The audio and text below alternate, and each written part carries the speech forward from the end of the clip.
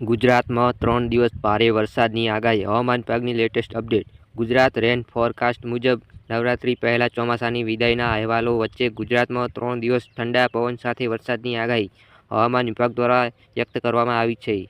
ખાસ કરીને દક્ષિણ ગુજરાતના વિવિધ વિસ્તારોમાં હળવાથી ભારે ઝાપટા વરસવાની આગાહી કરાઈ છે. આ જિલ્લામાં આજે ભયંકર વરસાદની આગાહી. અમદાવાદના હવામાન વિભાગ અનુસાર આગામી 18મી થી 20મી સપ્ટેમ્બર દરમિયાન ઉત્તર અને દક્ષિણ ગુજરાતના વિવિધ વિસ્તારોમાં વરસાદ વરસવાની શક્યતા વ્યક્ત કરાઈ છે.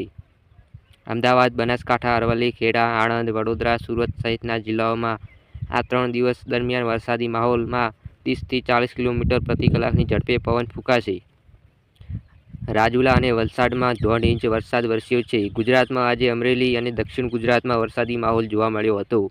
અમરેલીના રાજુલા પંથકમાં સવારથી સાંજ સુધીમાં 1.5 ઇંચ તથા વલસાડમાં પણ 1.5 ઇંચ વરસાદ વરસ્યો છે. ત્યારે નવસારીના ખેરગામમાં 1 ઇંચ તેમજ સુરત, ભરૂચ અને ડાંગના વિવિધ વિસ્તારોમાં હળવાથી ભારે વરસાદી ઝાપટા નોંધાયા છે. રાજ્યમાં સુધીમાં 107.77% વરસાદ નોંધાયો છે. સૌરાષ્ટ્ર સિવાયના તમામ ઝોનમાં 100%થી વધુ વરસાદ વરસ્યો છે. કચ્છમાં 135.95%, ઉત્તર ગુજરાતમાં 118.72%, મધ્ય પૂર્વમાં 110.10%, સૌરાષ્ટ્રમાં 93.36% અને દક્ષિણ ગુજરાતમાં 110.72% વરસાદ નોંધાયો છે.